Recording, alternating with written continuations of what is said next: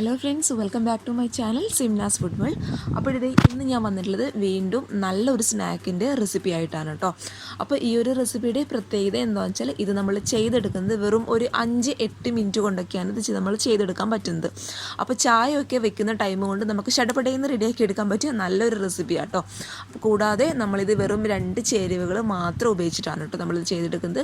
അപ്പോൾ മധുരമൊക്കെ ഇഷ്ടപ്പെടുന്നവർക്ക് നല്ലൊരു റെസിപ്പി ആയിരിക്കും. അപ്പോൾ തീർച്ചയായിട്ടും കണ്ടു നോക്കി ഇഷ്ടപ്പെട്ടാൽ ഇന്ന് വൈകുന്നേരം തന്നെ തീർച്ചയായും എല്ലാവരും ഉണ്ടാക്കി നോക്കുക കേട്ടോ. അപ്പോൾ നമുക്ക് പെട്ടെന്ന് തന്നെ റെസിപ്പിയിലോട്ട് കടക്കുന്നതിന് മുന്നേ നമുക്ക് വീഡിയോസൊക്കെ കണ്ട് ഇഷ്ടപ്പെടുകയാണെങ്കിൽ ചാനൽ സബ്സ്ക്രൈബ് ചെയ്യാനും തൊട്ടടുത്തുള്ള കുഞ്ഞ് ബെല്ലൈക്കൺ കൂടി ഇനാബിൾ ചെയ്യുകയാണെങ്കിൽ ഇതുപോലെയുള്ള നല്ല നല്ല വീഡിയോസ് ഇടാനിടുമ്പോൾ നിങ്ങൾക്ക് പെട്ടെന്ന് നോട്ടിഫിക്കേഷൻ വരും. അപ്പോൾ നമുക്ക് പെട്ടെന്ന് തന്നെ റെസിപ്പിയിലോട്ട് കടന്നാലോ. വളരെ ഈസി ആയിട്ടുള്ള ഈ ഒരു സ്നാക്ക് റെഡിയാക്കാനായിട്ട് ഞാനിപ്പോൾ ഇവിടെ എടുത്തിട്ടുള്ള ഇതേ ഒരു 1/2 കപ്പ് റവയാണ്. അപ്പോൾ റവ എന്ന് പറയുമ്പോൾ വറുത്ത റവയായാലും വറക്കാത്ത റവയായാലും എന്തായാലും കുഴപ്പമില്ല കേട്ടോ. അപ്പോൾ 1/2 കപ്പ് റവ ഞാനിതിലൊരു പാത്രത്തിലോട്ട് ഇട്ട് കൊടുക്കുന്നുണ്ട്. ഞാനിതിലോട്ട് ചേർത്ത് കൊടുക്കുന്നത് നമ്മുടെ ഏത് പാത്രത്തിലാണോ റവ എടുത്തത് അതേ സെയിം പാത്രത്തിൽ ഒരു 1/4 കപ്പ്, അതായത് ഒരു 1/4 കപ്പ് പഞ്ചസാര കേട്ടോ. അപ്പോൾ 1/2 കപ്പ് റവയാണെങ്കിൽ 1/4 കപ്പ് പഞ്ചസാര നമുക്കിതിലോട്ട് ഇട്ട് കൊടുക്കാം. അപ്പോൾ ഈ ഒരു 1/2 കപ്പ് റവയ്ക്ക് 1/4 കപ്പ് പഞ്ചസാര എന്നുള്ളത് കണക്കായിട്ടുള്ള മധുരമായിരിക്കും കേട്ടോ. കൂടുതലും അല്ല കുറവും അല്ല. ഇനി ഇത് രണ്ടും കൂടി നന്നായിട്ട് അങ്ങോട്ട് മിക്സ് ചെയ്ത് കൊടുക്കാം. അപ്പോൾ മധുരം കൂടുതൽ വേണമെന്നുള്ളവർക്ക് 1/2 കപ്പ് പഞ്ചസാര തന്നെ ചേർത്ത് കൊടുക്കാം. പക്ഷേ ഈ 1/4 കപ്പ് എന്നുള്ളത് ഈ റവയ്ക്ക് കണക്കായിട്ടുള്ള മധുരം കേട്ടോ. കാരണം ഒരുപാട് മധുരം കൂടുതലാണെങ്കിൽ പെട്ടെന്ന് നമുക്ക് ഈ പലഹാരം കഴിക്കുമ്പോൾ അങ്ങ് മടുപ്പ് വരും, ഒരു മത്ത് പിടിച്ച പോലെ ഉണ്ടാവും. അതുകൊണ്ട് 1/4 കപ്പ് പഞ്ചസാര തന്നെ പറ്റുകയാണെങ്കിൽ ചേർത്ത് കൊടുക്കുക കേട്ടോ. അപ്പോൾ ഇതെല്ലാം കൂടി നന്നായിട്ട് മിക്സ് ചെയ്തതിന് ശേഷം നമുക്കിതങ്ങോട്ട് മാറ്റി വയ്ക്കാം. അതിനുശേഷം ഇതേ ഞാനൊരു പാന് വെച്ച് കൊടുത്തിട്ടുണ്ട്. ഇനി ഇതിലോട്ട് 1/4 കപ്പ് വെള്ളം, അതായത് സാധാരണ വെള്ളം കേട്ടോ, 1/4 കപ്പ് വെള്ളം ഒഴിച്ചു കൊടുക്കുക. ഇനി ഇത് നമ്മൾ ഒഴിച്ചു കൊടുത്ത വെള്ളം ഒന്ന് തിളച്ച് വരുമ്പോഴേ ഇതേ ഒരു ഏലക്കായുടെ കുരു ഒന്ന് കുത്തിയിട്ട് ഞാൻ ഇട്ട് കൊടുക്കുന്നുണ്ട്. ഏലക്കായുടെ തൊലിയില്ല കേട്ടോ, കുരു മാത്രം. അപ്പോൾ ആ ഒരു ഫ്ലേവർ കൂടുതൽ ഇഷ്ടമാണെന്നുണ്ടെങ്കിൽ കൂടുതൽ ഇട്ട് കൊടുത്തോളൂ. മാത്രമല്ല നിങ്ങളുടെ കയ്യിൽ ഏലക്ക പൊടിച്ചത് ഉണ്ടെന്നുണ്ടെങ്കിൽ ഒരു 1/4 ടീസ്പൂൺ വേണ്ട കേട്ടോ, അതിലും കുറച്ച് ഏലക്കായുടെ പൊടി ഇട്ട് കൊടുക്കുക.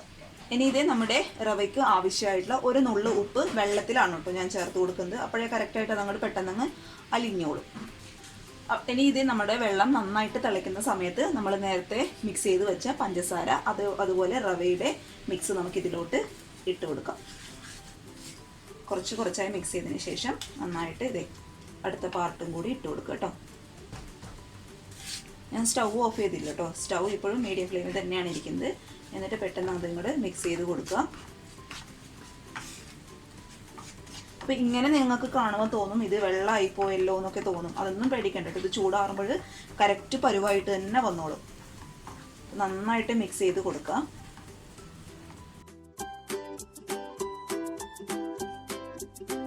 റവ ഇട്ടതിന് ശേഷം ഒരു 2-3 മിനിറ്റ് ഇങ്ങനെ ഇളക്കി കൊടുത്തതിന് ശേഷം മാത്രം സ്റ്റൗ ഓഫ് ചെയ്ത് കൊടുക്കുക കേട്ടോ. ഇനി ഇത് നമുക്ക് ചൂടോട് കൂടി തന്നെ നമ്മൾ നേരത്തെ എടുത്തു വെച്ച പാത്രത്തിലോട്ട് തന്നെ തിരിച്ചിട്ട് കൊടുക്കാം. അപ്പോൾ ചൂട് മാറിക്കഴിഞ്ഞാൽ ഇതൊരു നോൺ സ്റ്റിക്ക് പാനിൽ ഒട്ടിപ്പിടിക്കാനുള്ള ചാൻസ് കൂടുതലുള്ളതുകൊണ്ട് ചൂടോട് കൂടി തന്നെ നമുക്ക് ഈ ഒരു പാത്രത്തിലോട്ട് മാറ്റി കൊടുക്കാം. അപ്പോഴത്തെ റവ ഞാൻ ഈ ഒരു പാത്രത്തിലോട്ട് മാറ്റി കൊടുത്തിട്ടുണ്ട്. അപ്പോൾ ഇത് കണ്ടോ, ഈ റവ എന്ന് പറയുന്നത് കണ്ടോ, ഇതൊരു പേസ്റ്റ് രൂപത്തിലാണ് ഇപ്പോഴും ഉള്ളത്. അപ്പോൾ അതൊന്ന് മാറ്റിയെടുക്കാൻ വേണ്ടിയിട്ട് ഇനി ഞാൻ ഇതിലോട്ട് ചേർത്ത് കൊടുക്കാൻ പോകുന്നത് ഒരു 4 ടീസ്പൂണോളം കോൺഫ്ലോർ ആണ്. അപ്പം 4 ടീസ്പൂൺ കോൺഫ്ലോർ കേട്ടോ, അത് നമുക്ക് ഇതിലോട്ട് ചേർത്ത് കൊടുക്കാം. അപ്പം നിങ്ങളുടെ കയ്യിൽ കോൺഫ്ലോർ ഇല്ല എന്നുണ്ടെങ്കിൽ അതിന് പകരമായിട്ട് ഒരു 2 ടീസ്പൂണോളം മൈദ ചേർത്ത് കൊടുത്താലും മതിയാകും കേട്ടോ. ഇനി നമുക്കിത് ചൂടോട് കൂടി തന്നെ ഒന്ന് മിക്സ് ചെയ്ത് കൊടുക്കാം.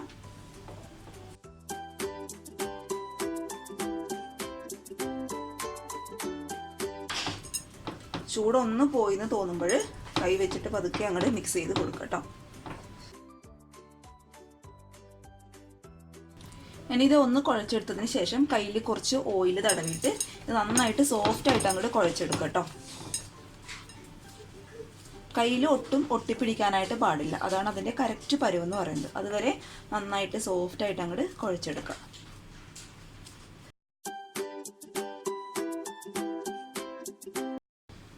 മാവ് നന്നായിട്ട് കുഴച്ചെടുത്തതിന് ശേഷം ഇതിൽ നിന്ന് ചെറിയ ഉരുളകളാക്കി എടുക്കുക കേട്ടോ. മാവ് അപ്പോഴേ മാവിൻ്റെ പരുവം ശ്രദ്ധിക്കേണ്ടത് ഒട്ടും കയ്യിൽ ഒട്ടിപ്പിടിക്കാനായിട്ട് പാടില്ല. കണ്ടോ, ഇത്ര സോഫ്റ്റ് ആയിരിക്കണം, അതേസമയം കയ്യിൽ ഒട്ടും ഒട്ടിപ്പിടിക്കാനായിട്ട് പാടില്ല. ചെറിയ ഉരുളകളാക്കുക. അതിന് മുന്നേ ഇതേ ഞാനിവിടെ ഒരു പ്ലേറ്റ് എടുത്തിട്ടുണ്ട്, അതിലോട്ട് കുറച്ച് നെയ്യ് തടവി കൊടുത്തിട്ടുണ്ട്. നെയ്യായാലും അല്ലെങ്കിൽ ഓയിലായാലും എന്തായാലും കുഴപ്പമില്ല കേട്ടോ. കുറച്ച് നെയ്യ് തടവി കൊടുത്തതിന് ശേഷം ഇതിങ്ങനെ ഉരുളിയാക്കുക, ജസ്റ്റ് ഒന്ന് പ്രസ് ചെയ്ത് കൊടുക്കുക. അപ്പോൾ ഈ ഒരു ഷേപ്പിൽ കിട്ടണം നമുക്ക് കേട്ടോ. ഇങ്ങനെ ഒന്ന് പ്രസ് ചെയ്ത് കൊടുക്കുക. ഒരുപാട് തിന്നായി പോകാൻ പാടില്ല, കുറച്ച് കട്ടി വേണം കേട്ടോ. എന്നിട്ട് നമുക്ക് ഈ ഒരു പാത്രത്തിലോട്ട് വെച്ച് കൊടുക്കാം. അതേപോലെ മാവ് മുഴുവനായിട്ടും ഇങ്ങനെ ഉരുളകളാക്കി എടുത്തതിന് ശേഷം ജസ്റ്റ് ഒന്ന് പ്രസ് ചെയ്ത് കൊടുക്കുക.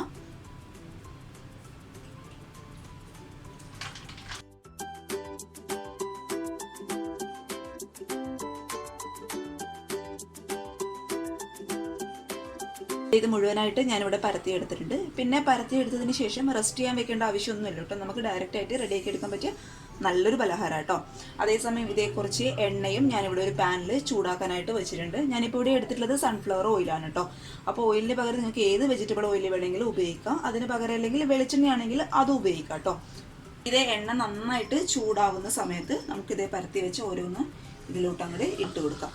പിന്നെ ഇട്ട് കൊടുക്കുമ്പോൾ ശ്രദ്ധിക്കുക, ഒരിക്കലും ഹൈ ഫ്ലെയിമിൽ വെച്ചിട്ട് ഇടാനായിട്ട് പാടില്ല, മീഡിയം ഫ്ലെയിമിൽ മാത്രമേ ഇടാനായിട്ട് പാടുള്ളൂ കേട്ടോ.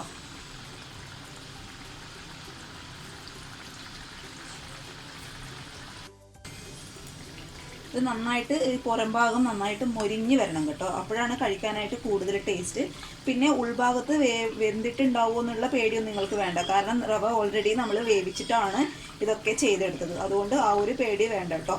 പക്ഷെ പുറം ഭാഗം നന്നായിട്ട് ക്രിസ്പി ആയിട്ട് വരണം. അപ്പോഴാണ് കഴിക്കാനായിട്ട് കൂടുതൽ ടേസ്റ്റ് ഉണ്ടാവുക കേട്ടോ.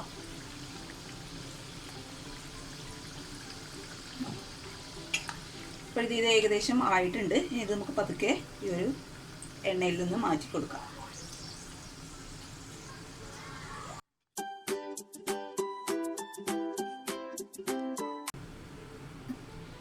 ഇനി ഇത് അടുത്ത ബാച്ചും കൂടി നമുക്കിങ്ങനെ ഫ്രൈ ചെയ്ത് എടുക്കാം കേട്ടോ. അപ്പോൾ ഞാനിങ്ങനെ ഒരുപാട് ഓയിൽ ഒഴിച്ചതുപോലെ നിങ്ങൾ ഒഴിക്കണമെന്നൊന്നുമില്ല. ഞാനിപ്പോൾ നിങ്ങൾക്ക് കാണിക്കാൻ വേണ്ടിയിട്ട്, പെട്ടെന്ന് പണി തീർക്കാൻ വേണ്ടിയിട്ട് ഒരുപാട് ഓയിൽ ഒഴിച്ചതേ ഉള്ളൂ. നിങ്ങൾ ചെയ്യുമ്പോൾ കുറച്ച് ഓയിൽ ഒഴിച്ചതിന് ശേഷം ഒരു ഒന്നോ രണ്ടോ എണ്ണം ഇട്ട് ഫ്രൈ ചെയ്ത് എടുത്താൽ മതി കേട്ടോ. പെട്ടെന്ന് കഴിയും, നമുക്ക് വളരെ എളുപ്പത്തിൽ റെഡിയാക്കി എടുക്കാൻ പറ്റിയ നല്ലൊരു പലഹാരം കേട്ടോ ഇത്. കാരണം നമ്മൾ ചായയൊക്കെ ഉണ്ടാക്കുന്ന സമയത്ത് നമുക്ക് റെഡിയാക്കി എടുക്കാൻ പറ്റും.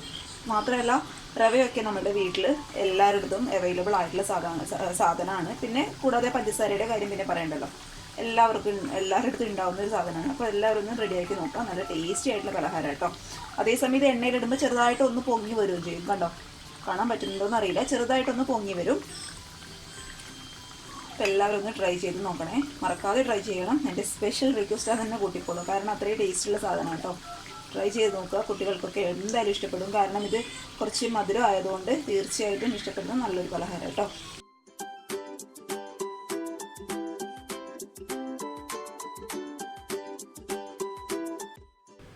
ഇത് നമ്മുടെ സ്നാക്ക് ഇവിടെ റെഡി ആയിട്ടുണ്ട്. ചൂടൊക്കെ നന്നായിട്ട് മാറിയിട്ടുണ്ട് കേട്ടോ. ഞാൻ കാണിച്ചു തരാം. കണ്ടോ, പുറമേ നല്ല ക്രിസ്പിയാണ്, അതേസമയം ഉള്ളിൽ നല്ല സോഫ്റ്റും ആയിട്ടുള്ള നല്ലൊരു ഈസി ആയിട്ട് റെഡിയാക്കി എടുക്കാൻ പറ്റിയ നല്ലൊരു സ്നാക്ക് കേട്ടോ. അപ്പോൾ കുട്ടികൾക്കൊക്കെ പെട്ടെന്ന് ഇഷ്ടപ്പെടും. കാരണം ഇതിൻ്റെ ഉള്ളിൽ അത്രയും സോഫ്റ്റാണ്, മാത്രമല്ല ഒരു മധുരം ഉണ്ടല്ലോ കഴിക്കാനായിട്ട്. അപ്പോൾ എല്ലാവരും ഒന്ന് ട്രൈ ചെയ്ത് നോക്കുക. വളരെ എളുപ്പത്തിൽ നമുക്ക് റെഡിയാക്കി എടുക്കാൻ പറ്റിയ നല്ലൊരു ഈവനിങ് സ്നാക്കാണ്. റെഡിയാക്കി നോക്കിയിട്ട് അഭിപ്രായങ്ങളൊക്കെ അറിയിക്കുക. അതുപോലെ വീഡിയോസൊക്കെ കണ്ട് ഇഷ്ടപ്പെടുകയാണെങ്കിൽ ചാനൽ സബ്സ്ക്രൈബ് ചെയ്യാനും തൊട്ടടുത്തുള്ള കുഞ്ഞ് ബെല്ലൈക്കൺ കൂടി എനേബിൾ ചെയ്യുകയാണെങ്കിൽ ഇതുപോലെ നല്ല വീഡിയോസ് ഞാൻ ഇടുമ്പോൾ നിങ്ങൾക്ക് പെട്ടെന്ന് നോട്ടിഫിക്കേഷനായിട്ട് വരും. അടുത്തൊരു നല്ല വീഡിയോ ആയിട്ട് കാണും വരെ thank you for watching Simnas food world. By.